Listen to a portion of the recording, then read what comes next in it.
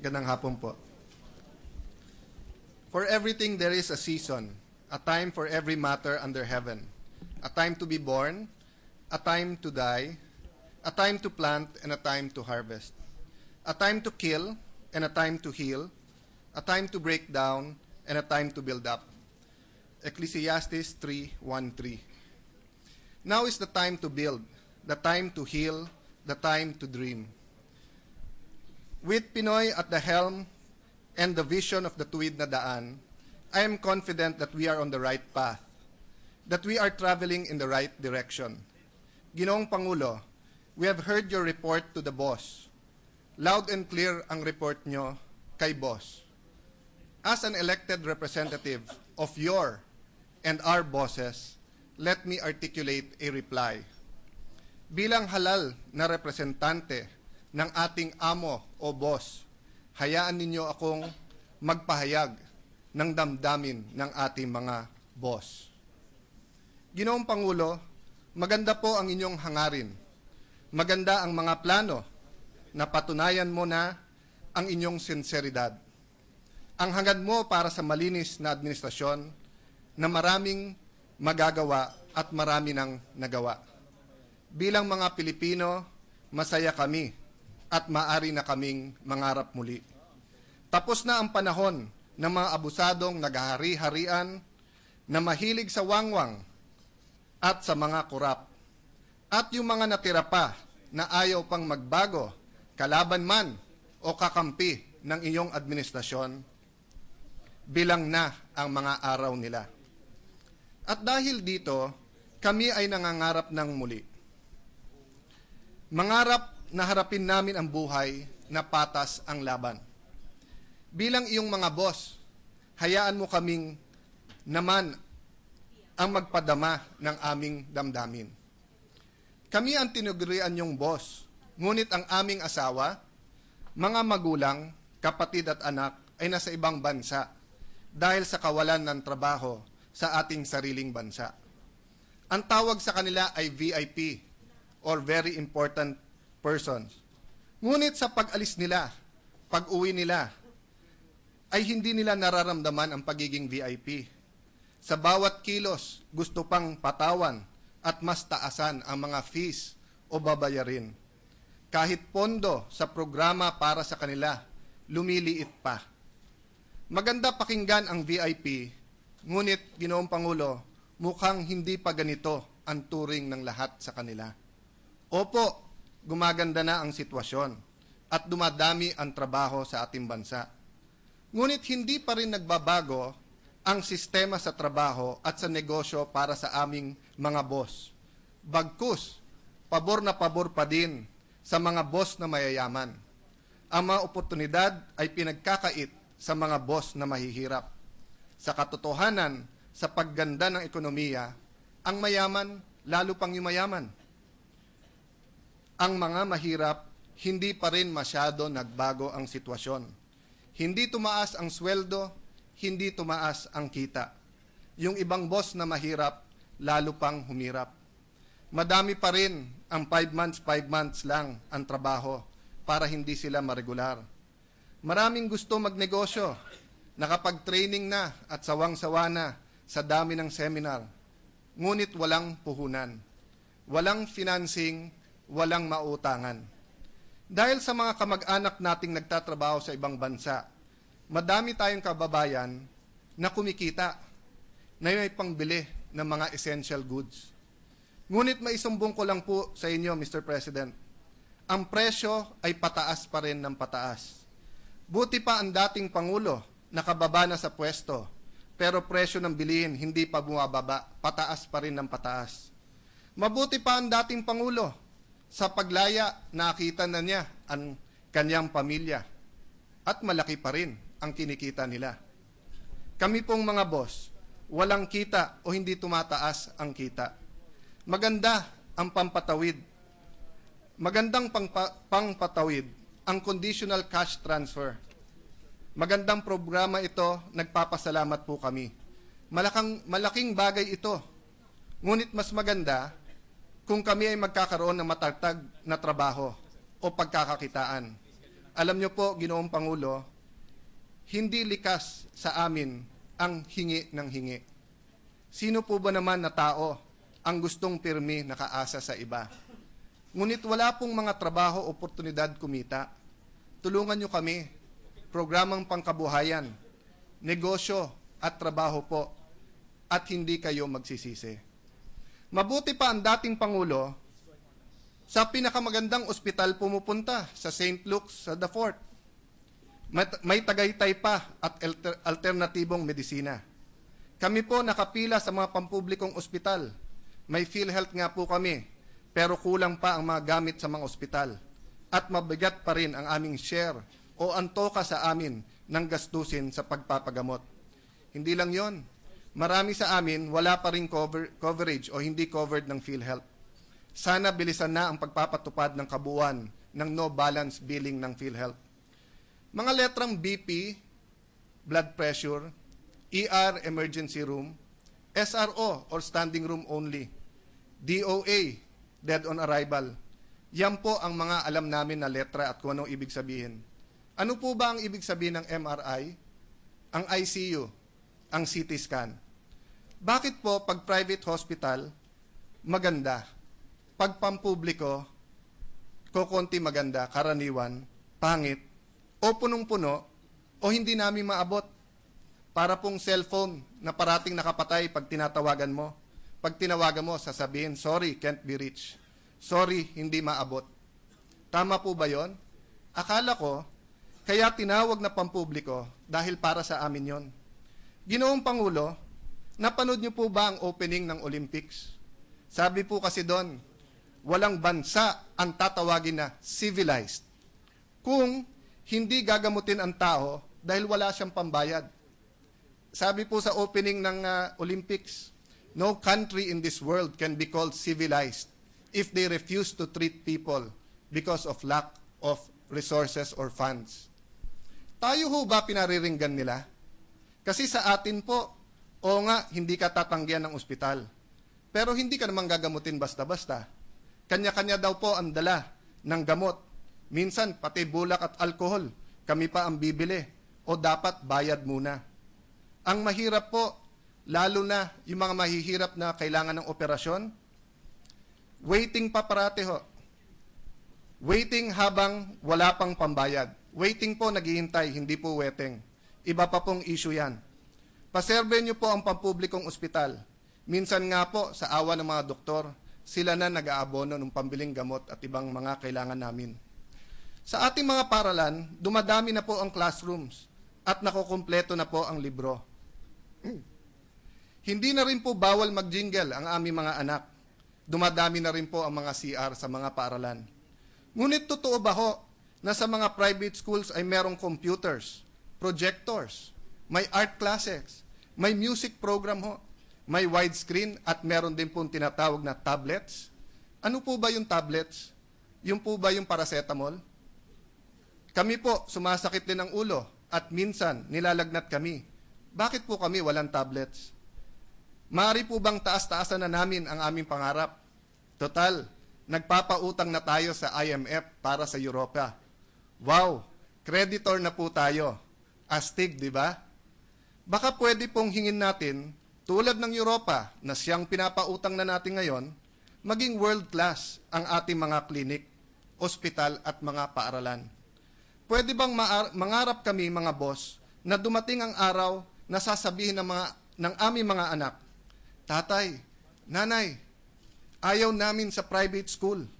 Ang sabi nga ni Secretary Brother Armin, ang public school namin ay mas kompleto at mas maganda kaysa sa Lasal, Ateneo, St. Jude, Montessori at Xavier at iba pa sa mga top private schools natin. Pwede bang mangarap na dumating ang araw na pag-emergency, ang marinig natin sa pamilya ng may sakit ay, dalhin mo kami sa pampublikong ospital. Dalhin mo kami doon dahil kumpleto at doon din ang puntahan at dalahan ng mga mayayaman at ng mga pinakamakapangyarihan sa ating bansa. Ilan araw pong nakalipas, ang isa nating boss na malapit sa atin, Mr. President, kilala niyo po to, si Dom Spanga, ay inatake sa puso. Crucial daw sa atake ng puso ang madali ang madala sa ospital. Nung sinakay po sa taxi, ang unang pumasok sa isip na nagdala ay sa Rizal Medical Center dalhin.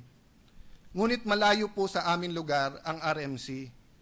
Hindi namin masisi ang nagdala sa kanya dahil yun na po ang mentality o mentalidad ng ating mga boss na sa private dinala na ospital, hindi tatanggapin ang mga walang panggastos o mabuhay man siya at gamutin, patay naman ang pamilya niya sa laki ng gastusin. Naalala niyo po ba ang investigasyon ng Senado sa militar? Isang daing ng mga military commanders, sundalo na nga, naggaling pa sa engkwentro, hindi pa gagumutin, hindi ooperahan kung walang dalang cash ang mga kasama nilang sundalo. Alalahanin natin, Ginoong Pangulo, ang mga nagsasakripisyo para sa bayan. Sundalo man yan, bombero, guro, pulis, o katulad ni Doms Panga na tahimik na kawani ng ating pamahalaan. Si Secretary Ona, napaganda niya ng husto ang National Kidney Transplant Institute. Kami pong mga boss sa Visayas at Mindanao, pwede ba kaming mangarap na magkaroon din ng NKTI, ng Heart Center at ng Lung Center sa Visayas at sa Mindanao? Maaari bang pagandahin po natin lahat ng pampublikong ospital? Ginoong Pangulo, nabanggit niyo po sa SONA ang mga pagbabago sa DOH, PNP, DOD at DND. Tama po yun at congratulations. Baka pwede po harapin na natin ang pagpapatibay ng Freedom of Information Bill o FOI at mga solusyon sa mga problema, napakaraking problema ng ating frontliners, ang mga LGU o Local Government Units. Ginoong Pangulo, malaking bagay ang bilyong-bilyong dagdag sa CHED at sa DepEd. Sincerely po, salamat po sa dinagdag niyong pondo dito. Dahil hanggang ngayon po, isa sa 10 Pilipino ang hindi pumapasok sa eskwelahan. Doon naman po sa pumapasok sa 100 Pilipino na pumapasok sa grade 1, 86 lang po ang pumapasok sa grade 2. 14 na po kagad ang nagda-drop out. 65 po, 65 lang ang grumagraduate ng elementary school. 43 lang po ang grumagraduate ng high school. 23 na lang po ang pumapasok ng kolehiyo at 14 na lang po ang grumagraduate. Kaya tama lang nadagdagan ang pondo ng DepEd at ng mga state universities and colleges. Kaya lang po, madami pa rin talaga ang hindi kaya ang 4-year course. Kahit mura ang tuition, madami pa rin ang gastos. Sa TESDA po, pagkatapos ng 3-month course o 6-month course, may trabaho na kaagad. Kayo na po nagsabi noong SONA, ang galing ng TESDA at ni Secretary Joel Villanueva. Dagdagan po kaya natin ang pondo sa TESDA. Isa pa ho, sana sa high school pa lang, turuan na natin ang basic electronics, automotive, computer, at marami pang iba. Para pag nag-graduate sa high school, pwede nang magtrabaho agad. Huwag na nating hintayin matapos ang K+12. Special project lang ng DepEd at TESDA, pwede na ito. Dapat ASAP. Sipin nyo, Mr. President, 14 lang po ang grumagraduate sa 100. Sipin nyo po, Mr. President, 14 kaagad ang hindi na nagre-grade 2. Sa amin po sa aming lugar sa Taguig po, libre na sapatos, uniform, notebooks, libre po, toothpaste, toothbrush, marami pa rin ho nagda-drop out. Kasi po, sa laki ng gastusin, kahit libre ang edukasyon, kailangan pa rin tulungan ng gobyerno. Alisin na natin sa isipan ng mga boss na ang diploma at ang social status ang nagsasabi kung sino tayo. In this age, skills are as good or even better than a diploma. Ang pagkatao ay base sa kalooban ng isang tao at hindi base sa kanyang pinag-aralan o sa kanyang pinansyal na katayuan. Yung iba nga, Ginoong Pangulo, sobra ang dami ng diploma, ngunit walang trabaho. Samantalang sa technical skills development, may trabaho agad. Ngunit paano natin mababago ang pag-iisip ng ating mga kababayan na huwag mag-discriminate o huwag maliitin ang mga kababayan nating walang diploma or hindi nakatapos ng kolehiyo kung ang pamahalaan mismo natin ang nagdi-discriminate. Tignan niyo po ang pondo at performance ng CHED. Ikumpara niyo sa TESDA. Kayo na po ang magsabi, wala bang diskriminasyon? Napakalaki po ng pondo at kailangan naman to ng CHED at state universities and colleges. Pero ilan po napapagraduate nila at ilan ang may trabaho na kaagad? Tignan niyo po ang TESDA. Napakaliit ng pondo, napakaraming napapagraduate, may trabaho na kaagad. Huwag niyo pong ma-misinterpret ang aking sinasabi. Maganda makapag-college. Ang mga bata dapat makapagpakadalubhasa. Ngunit kasing ganda nun, matapos nila ang technical skills development courses. Dapat po may option sila. Anuman ang piliin nila at hindi maging balakid ang gastusin sa pagpili nila ng tamang landas ayon sa kanilang talento, sa hilig at sa sitwasyon sa buhay. Alam namin ang pagpapatakbo ng gobyerno ay parang Facebook status ng marami. It's complicated. Ngunit simple lang naman po ang hanap namin. Ang patas nagpagpapatupad ng batas. Ang magkaroon ng pagkakataon, mabuhay ng matiwasay. Ang maitaguyod ang pangangailangan ng pamilya at ang magandang kinabukasan ng aming mga anak. Ginoong Pangulo, wala kang ang wangwang, ngunit may PSG ka. Kami pong mga boss nyo, ang PSG, na nakikita naming araw-araw ay patayan, shabu, at ganchuhan. At lantaran na po ang mga ito. Kaya naunawaan po namin na kailangan ng suporta ang Dangerous Drug Board, ang PDEA at ang PNP o Philippine National Police. Alam niyo po na pagsakay namin ng jeep o bus, tinatanggal o tinatago namin ang kwintas o aninman alahas namin. Bawal muna mag-text, baka ma-snatch ang cellphone. Ang load po namin madaling maubos. Ngunit ang shabu, parang parating may promo. Unlimited po. May super unli din po sila. Kahit saan po kayo pumunta, madaling bumili ng shabu. Bakit po ganun? Ang daming takot sa alagad ng batas. Pero ang mga nagbebenta ng drugs, hindi ata takot sa kanila. Alam namin malala at komplikado ang problema. Marami sa mga problemang ito, Ginoong Pangulo, minanan nyo lang po. Kaya hindi kayo ang sinisisi namin at handa kaming tumulong.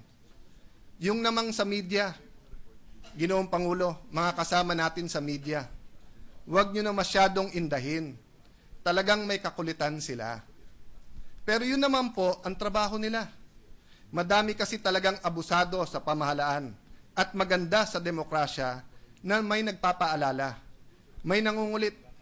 Sa katunayan po, kaya nawala yung dating abusado at pumasok ang iyong administrasyon ay dahil sa mga nagsakripisyo at makukulit na miyembro ng media.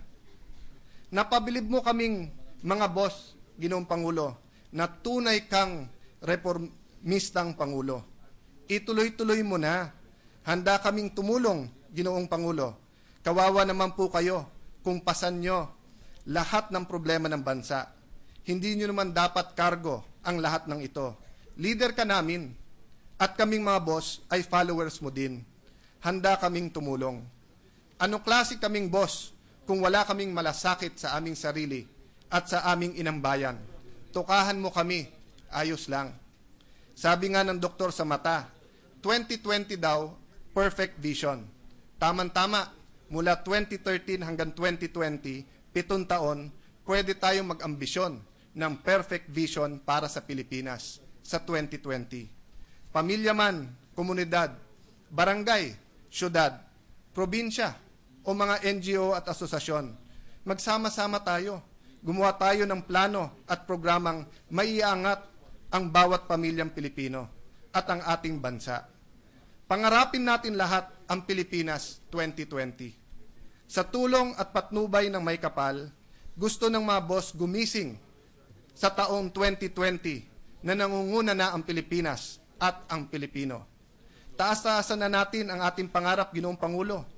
Galingan na natin ang pagplano at pag-implementa ng development plans. Kapag ang laging hinahabol ay makaraos lang, mananatili tayo isang bansa na isang kayod, isang tuka.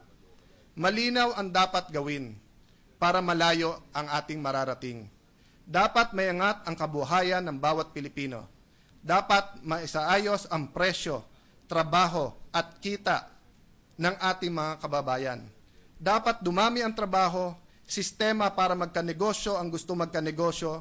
Dapat masiguro ang sapat na kita para ang presyo ng mga bilihin kaya ng bulsa.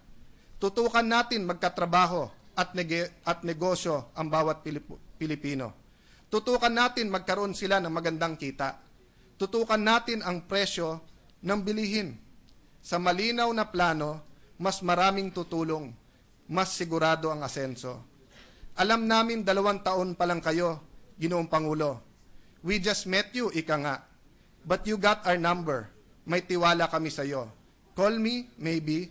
Hindi, wag na maybe. Sigurado, call us. Tawagan mo kami. Tutulong kami. Wag mo i-unfriend kami, mga boss, at wag mo i-unfriend ang aming mga tagapagsalita. Nagsasabi lang kami ng tunay na damdamin ng mga boss.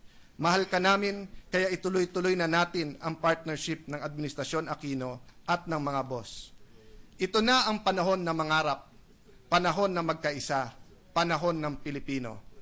Ang panalangin namin mga boss mo, ang palagi kang gabayan ng ating mahal na Panginoon. Mabuhay ang Pilipinas. God bless us all.